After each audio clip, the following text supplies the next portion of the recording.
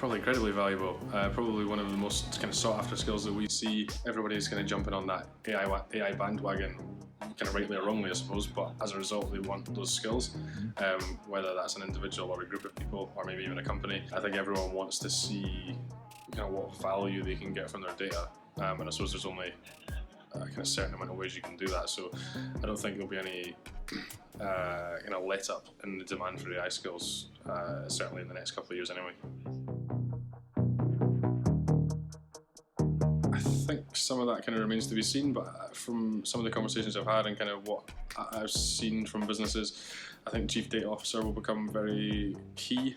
The reason being, I think a lot of the data scientists right now report into the Chief Technology Officer or the Chief Financial Officer or even the Chief Marketing Officer for various reasons, and all of them are kind of valid. I think the Chief Data Officer, though, would make a lot more sense.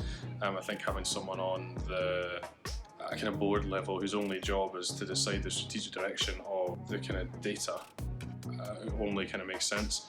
I think the other thing I've been talking about quite a lot is someone that's maybe like an AI business analyst, so someone that bridges that gap between what the business is trying to achieve and what the data scientists are trying to achieve, and are probably from a tech background or have a real appreciation for it and can kind of talk both languages, if that makes sense. So those are the two things I think will make a big difference, and then I'm sure other roles will pop up from just how everything's evolving so quickly.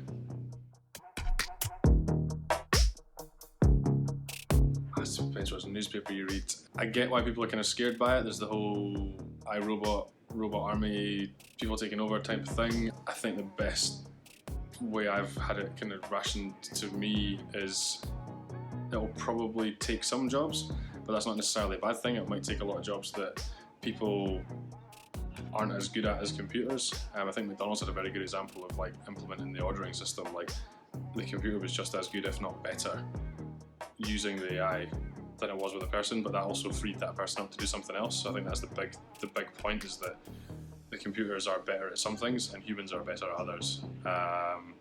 Also, there are certain jobs that I just think you'll always need a human for.